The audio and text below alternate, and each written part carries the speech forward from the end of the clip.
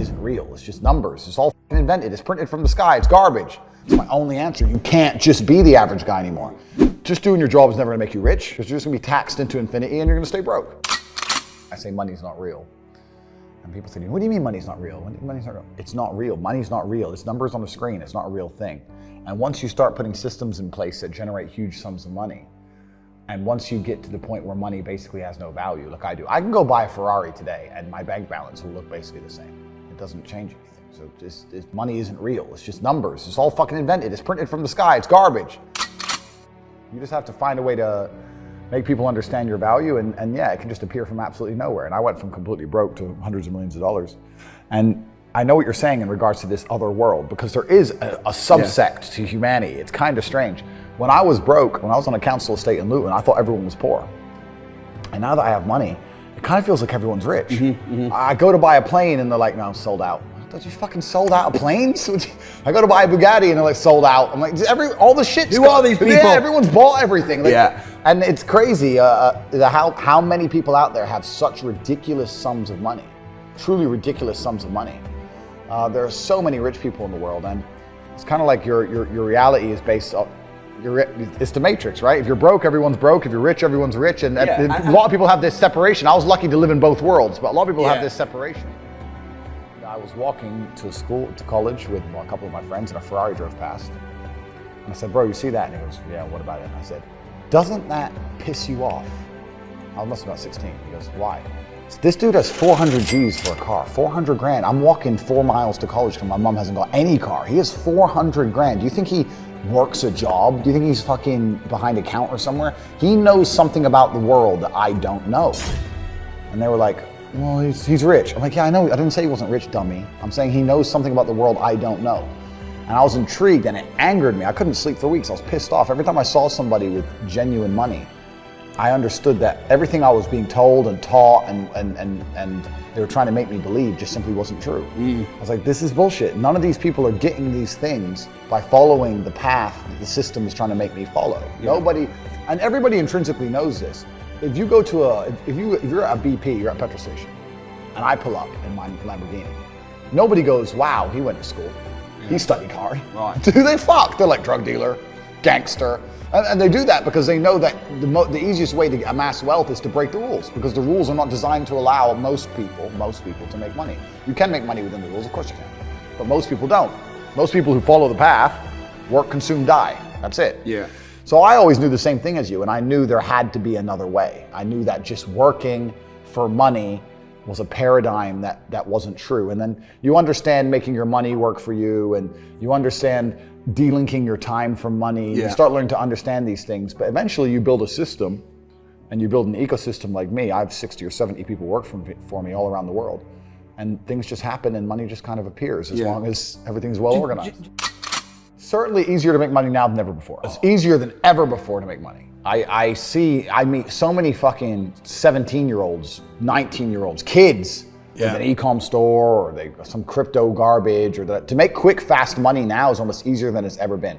Now, that has advantages and disadvantages. I was talking to a young guy the other day, and he was 22, I think, and he caught a crypto pump. He made like $4 million in the last bull run. And now all the coins have gone down, whatever. He sold some, he has like 1.5 million. It's like, oh yeah, so I'm waiting for the next pump. I was like, bro, the problem with you is you've now been ruined for life, because you're 22, you made easy money, and you think that you don't have to ever do any serious work. You also have no skill. Problem is with the crypto pump, it doesn't teach you anything. You didn't learn sales, marketing, staff management, stress tolerance. You need that. Nothing. He doesn't know how to do anything. So he's just sitting there just gambling on shit coins, waiting for the next one to pump, and he's 22, and his ass is never gonna want to get a real job, and he doesn't have any skills. So I think he's in a lot of trouble, truthfully. I made this clear to him. So it can be a detrimental thing, it can be a bad thing. But in terms of making money, it's certainly easier than it's ever been, because we live in a global marketplace now. You can reach the world, and all you have to do is have a message worth making people listen to. The hard part about making money today is that we live in an attention economy. You have to garner attention from people. It's difficult, right? Because anyone can start a YouTube channel, but it's getting the views that's hard, right? So you have to be talented enough and skillful enough to garner attention. But if you can garner attention, then you can make money. I think that's the new modern way to view the world. It's an attention economy. It doesn't matter what you do. If you're getting attention, you'll make money from it. Investing in yourself especially learning from somebody who is already doing what you want to do, is not risky. And you're right, the people who believe that's risky are just stuck deep inside the matrix, because you're right, they're going to pay 60, 70,000 pounds for a degree from university, which is one, completely useless. And secondly, it's always kind of been amazing to me. You talked about kickboxing. If I want to go learn kickboxing, I expect my coach to be able to fight. If I want to go learn piano, I want to see my piano teacher play piano. Yeah. But people will go to university and learn business from a dude who's never had a business, who's broke. It's just like, it's clown world, it's stupid. Education is becoming decentralized now with the internet, and the smartest thing you can do is look at somebody's life and go, this guy is living, or he's doing exactly what I want to do. I'll learn from him. That is the smartest thing you can do, as opposed to just going to these traditional educational systems. Because the reason university is such a massive scam, and I said this a million times, is because it exists in an echo chamber. It doesn't exist in fair competition. The reason universities still manage to function is because they'll give children loans to go to these schools, but you're not allowed to use the loan for anything else. If I were to say to the average 18-year-old, here's 50 grand. You can either start your own business, you can buy a crypto, you can buy mentorship from you, me, another millionaire online, you can fix your house up or your parents' house up, you can buy a nice car, or you can go get a degree. And you were to give them the 50 G's. How many people do you think would choose a degree? None. Nobody. Zero. So they link the loan to the degree. So the choices are either don't get the loan at all, or get the loan and go to school. Yeah. Which means that the universities don't exist in fair competition. There's no fair competition within the entire educational system. Right. As soon as there's fair competition, nobody would choose it, because it's such a terrible choice. Yeah. It suffers from double inflation. It gets more expensive every year, and more degrees exist every year. So the value goes down, the price goes up, year on year on year on year. It's a total waste of time. Yeah. If you want to be an architect and you have to study architecture, if you want to be a lawyer and you have to study law, that's fine. Go study something generic like business or something generic. And even though business is obviously a good thing to know, but it's generic and it's hard to apply. I mean, in my experience, like imagine if I didn't have all this money and I had to go get a job again, I'd get a sales job, because I've always been a salesman. And I think that's a very important life skill to have, to be good at sales and to deal with the stress and have a commission-only environment. And I think these things are good. But I don't know if they even teach sales in university. Do they have any serious sales courses? I hardly doubt it. It's all garbage.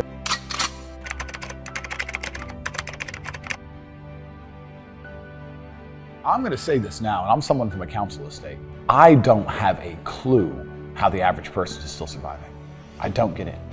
Like 25, 30 grand a year in the current world is such a tiny amount of money. It's man, it's about to be worse than ever before. It's going to be have-nots and have-yachts. It's always been that way. Yeah. But it's going to become worse and worse as inflation gets out of control, as the price of assets soar. The rich are going to become richer and the poor are going to become poorer. People who already own things, the asset owners, are always going to get richer. No matter what you do, the people who are poor are always going to get poorer, and the asset owners are always going to get richer. Yeah. And it's running away now to a point where the chance of buying a home on the average salary is near on impossible. I mean, you know some hacks, you know some things about it, et cetera, et cetera. But I don't know how people are surviving on this money. Because I come from a council estate in Luton, that's fine. But now I'm living in a world where I can talk a bunch of rich people stuff right here. For me, it's very normal now to jump on a jet from Bucharest, where I live in Romania. I'll go to Monaco, that's 30, 40 grand. We'll go stay in a hotel, which is 5 grand a night. We'll go out for dinner, 3 or 4 of us, that costs 15, 20 grand. We'll have a business meeting, and I'll jet home. I'll spend 250,000 pounds in a weekend to go to a meeting. and I'm not the only one doing it. There's 30 other guys there doing the same thing. Like, I don't think people who are working normal jobs understand that there are people out here making such ridiculous sums of money. And that would be the hardest thing for me if I ever had to get plugged back into the matrix and work for 30 grand a year. It's not the wage, just knowing how badly I'm being wrecked. The average people come to me and say, what do I do? I'm just the average guy. And my only answer is stop being the average guy. It's my only answer. You can't just be the average guy anymore. The idea from the 1950s that you can just be the normal, average, law-abiding, hard-working citizen and you'll have a good life is gone. Any man out here who goes, I'm just going to work hard, do my bit, and obey the laws, and I'll have a good life. No, you won't. No, you will not. Just doing your job is never going to make you rich, because you're just going to be taxed into infinity and you're going to stay broke. average peon, their answer to all this is, we need to tax the rich, because they don't understand how money works. They don't understand how the world works. And they think that rich people are out here working some kind of job that you can tax. How do you tax a rich guy? How do you tax a rich man? Firstly, let me tell you something about myself and most rich people. We don't own anything. I don't own anything. I don't own anything. There may be a trust fund in Ecuador that owns a company in Singapore that might own a yacht that I could borrow, for example. I don't own shit. So that's the first thing. The second thing, you have all these different jurisdictions around the world. It's extremely complicated. How are you going to tax a rich guy? He has houses here, houses there, company here, company there, all the companies making a loss. Does Starbucks pay tax? No, Starbucks supposedly doesn't make money. Supposedly Uber's never made profit. An app on the phone with millions of cars around the world and people working endless hours for them and them getting a cut of it to run an app. Supposedly they never made profit, never paid a penny tax. Funny how that works. You can't tax the rich. It's too complicated. You can't tax the rich. It doesn't work. All you're going to do is just drive them into other countries. If England right now today were to announce a huge tax on the rich people would just go, oh, cool, and I'll base my company out of Belize. 2 pieces of paper, fuck you. Let's look at Nike, for example. Nike doesn't pay any tax. Why does Nike not pay tax? Well, I'll give you a very simple version. They have 2 companies, one set up in Belize with a 1% tax rate, one set up in Europe. The one set up in Europe sells Nike trainers, pays all the staff, pays the stores, sells all the shoes, makes all the money, blah, blah, blah, makes millions and millions and millions in profit. The one in Belize owns the trademark.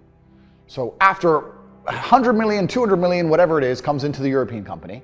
The European company has a debt to Belize to use the trademark of all the profit. Yeah. Isn't that coincidental? Yeah, right. That goes to Belize. Then Belize government comes along and goes, give us 1%. Nothing. Boom, boom, done. Tax paid. It's all a scam. It's all a lie. It's all a scam. The person who get fucked, it's always the same. It's the guy in the middle. Yeah. The guy in the middle is going to get wrecked.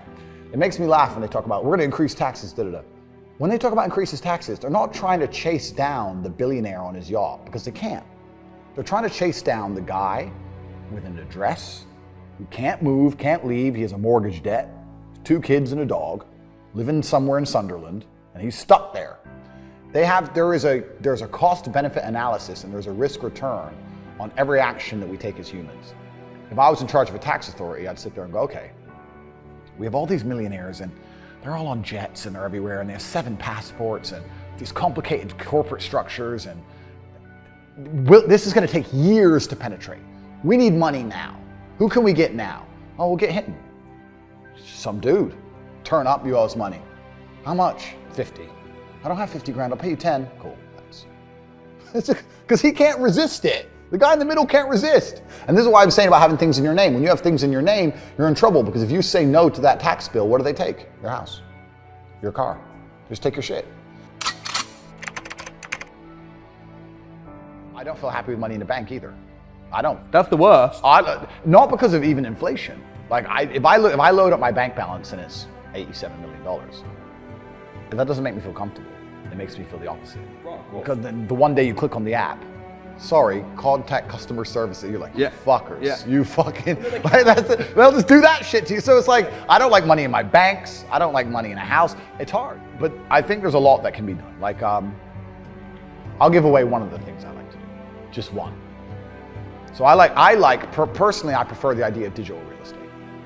Because digital real estate is not controlled by one government jurisdiction, and it can be owned by some obscure entity. So let me give you an example. Let's say I were to buy www.money.com.